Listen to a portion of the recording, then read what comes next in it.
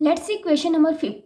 Starting from the center of the earth having radius r, the variation of z acceleration due to gravity is shown by, right? So center of earth के center से acceleration due to gravity, that means कि g की value क्या आती है, अगर distance very करेगा तो acceleration due to gravity की वैल्यू क्या आती है वो हमें देखना है कि which graph is correct, right? So earth के सरफेस पे बात करूँ तो यहाँ यस, अर्थ के सरफेस पे ग्रेविटी की वैल्यू क्या होती है, कांस्टेंट, जो कि 9.8 मीटर पर सेकंड स्क्वायर, एंड ये मैक्सिमम होती है किस पे, सरफेस पे, राइट? एंड यहाँ पे देखो अगर ये डिस्टेंस वेरी करेगा तो यहाँ पे अगर मैं डिस्टेंस चेक करूँ तो यहाँ पे ये जो डिस्टेंस है ग्रेटर देन रेडियस है, एंड इस साइड यहाँ पे डिस्टेंस जो है लेस देन क्या है, रेडियस। तो यहाँ पे चेक करना है कि which graph is correct, right? ये सेंटर है,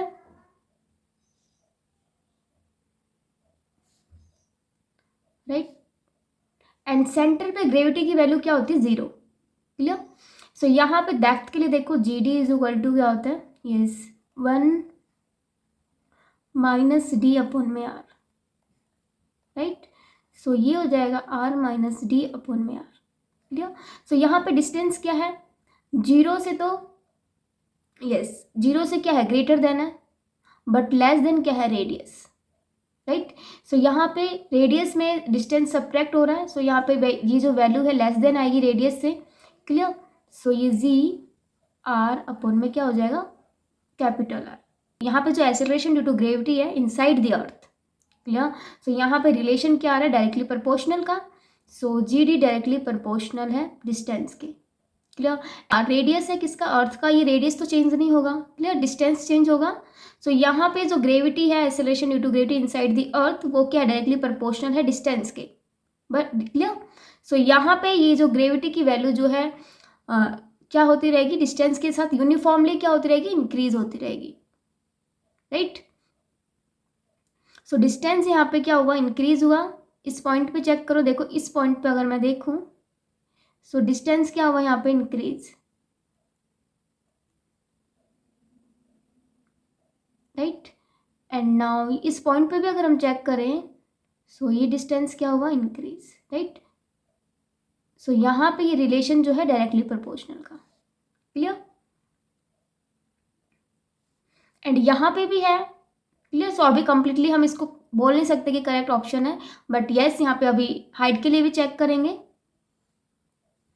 सो सी यस, हाइट के लिए जो फॉर्मूला होता है G M R plus H का whole square, clear? And surface के लिए हम इसका रेशियो कर लेते हैं, फिर इसका रिलेशन निकाल लेते हैं, क्लियर? सो जी एस अपॉन में जी एच, तो 1 अपॉन में आर स्क्वायर कर लेते हैं, रेडियस ले लेते हैं, क्लियर? एंड यहाँ पे हो जाएगा आर प्लस एच का होल स्क्वायर, क्लियर? एंड यहाँ पे देखो ये जो रेडियस में हाइट की वैल्यू क्या हो रही है, दैट इंक्रीज हो रही है वैल्यू, क्लियर? विच मीन्स कि यहाँ पे जो आर है ग्रेटर देन है रेडियस, क्लियर? सो यहाँ पे क्या हो जाएगा, ये वैल्यू आर स्क्वायर अपॉन में आर स्क्वायर, राइट? जो कि ये वैल्यू जो ग्रेटर देन है किससे, अर्थ के रेडियस से, क्लियर? सो यहाँ पे हाइट के लिए देखो क्या आएगा, g h is equal to yes g s R square upon में आर स्क्वायर, डिस्टेंस का स्क्वायर। सो यहाँ पे हाइट के लिए जो रिलेशन आ रहा है इन्वर्सली क्या है, so G H directly inversely proportional to 1 upon में आर स्क्वायर, क्लियर? अगर ये डिस्टेंस इंक्रीज होगा तो ये ग्रेविटी की वैल्यू क्या होगी, डिक्रीज, राइट? सो यहाँ पे देखो ये वाला ऑप्शन तो बिल्कुल रॉन्ग है, राइट? ये वाला ऑप्शन भी रॉन्ग है, एंड ये भी। एंड यहाँ पे देखो इंक्रीज हुआ डिस्टेंस, क्लियर? एंड ग्रेविटी की वैल्यू क्या होती जा रही है, decrease.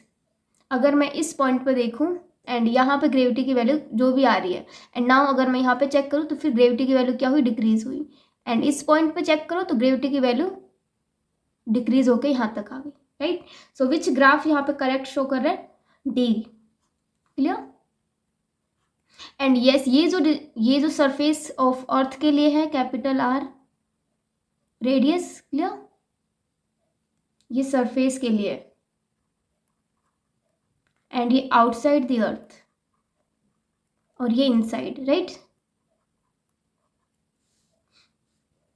So next question, now we will do question number 6.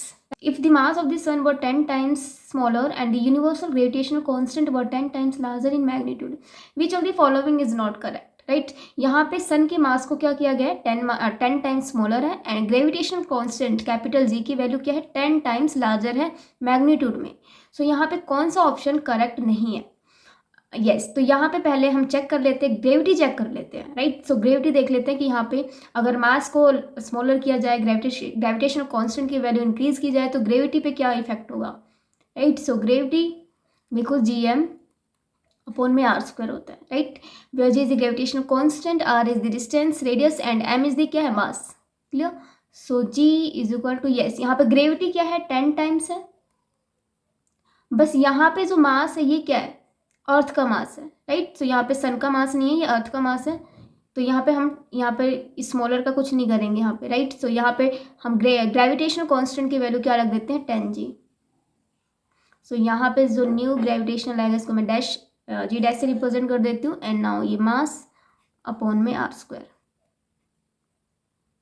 Right. So G' is equal to क्या आएगा, ये जो वैल्यू है GM अपॉन में r², किसकी वैल्यू है, ओरिजिनल जो इनिशियल में ग्रेविटी थी उसकी, तो ये हो जाएगा 10G, राइट। सो यहाँ पे अगर ग्रेविटेशनल कांस्टेंट की वैल्यू अगर इंक्रीज की जाए 10 टाइम्स, तो यहाँ पे ग्रेविटी भी क्या हो रही है, 10 टाइम्स इंक्रीज हो रही है, राइट। दैट मीन्स कि यहाँ पे ग्रेविटी की वैल्यू क्या हो रही है, इंक्रीज हो रही है, चेंज हो रही है। सो ऑप्शन बी में बोला गया है कि gravity on the earth will not change. So ये ऑप्शन क्या है, फॉल्स है, राइट। सो फर्स्ट टाइम में हिट कर दिया कि question option B is the incorrect option, right. But इनको भी हम समझ लेते हैं, A, C and D option, right. ये करेक्ट क्यों है, ऑप्शन नंबर ए में बोला है rain drops will fall faster, right. जब ग्रेविटी की वैल्यू यहाँ पे इंक्रीज हो गई, सो ऑब्वियसली बात है कि रेन ड्रॉप्स की जो एक्सेलरेशन है या फिर स्पीड है वो क्या होगा, इंक्रीज होगा, राइट। तो ये तो बिल्कुल करेक्ट ऑप्शन है। Clear.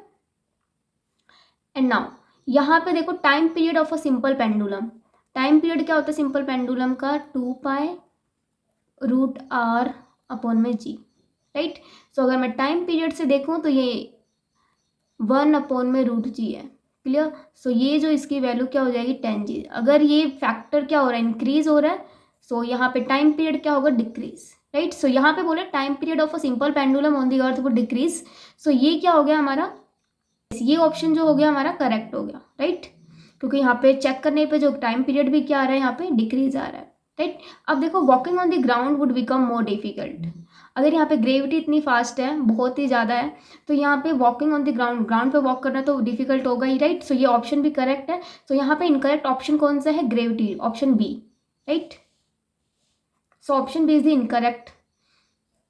Next question, yes question number 7 देखो, the kinetic energy of a planet in an elliptical orbit around the sun at position A, B and C, right.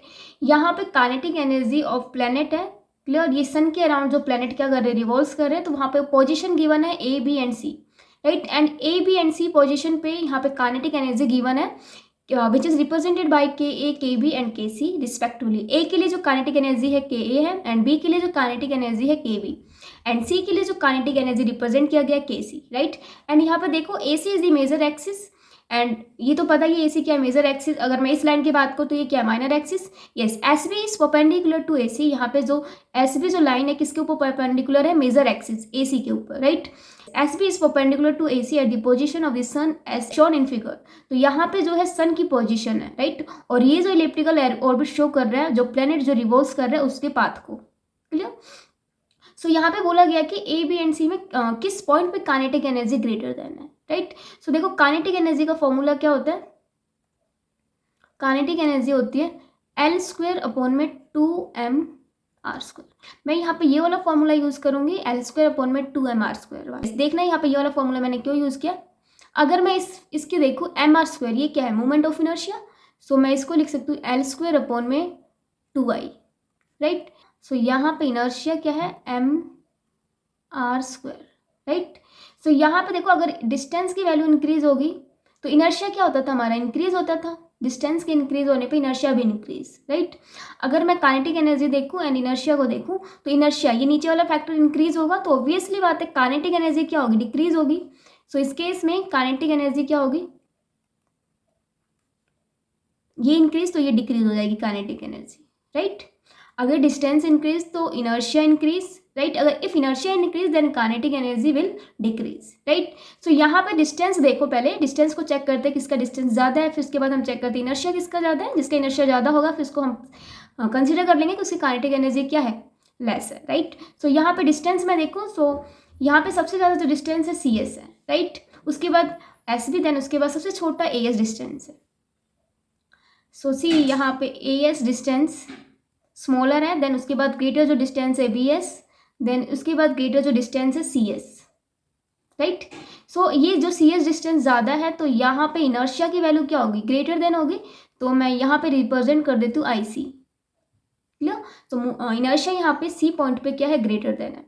And now उसके बाद उससे less C point से B पे, फिर सबसे less कहाँ आएगा, ए पॉइंट पे इनर्शिया, राइट। बिकॉज ये जो ए एस डिस्टेंस है बहुत ही छोटा है, सो इनर्शिया यहाँ पे सबसे ज़्यादा छोटा आएगा, राइट।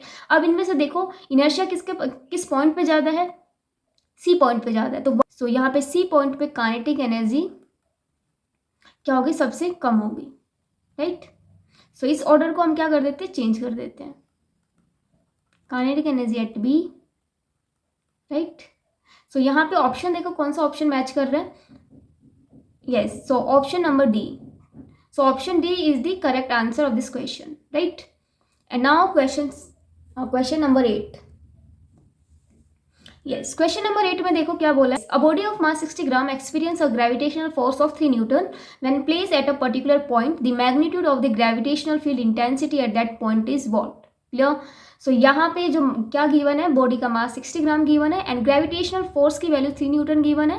एंड यहाँ पे पूछा क्या है, ग्रेविटेशनल फील्ड इंटेंसिटी की वैल्यू क्या होगी उस पॉइंट पे।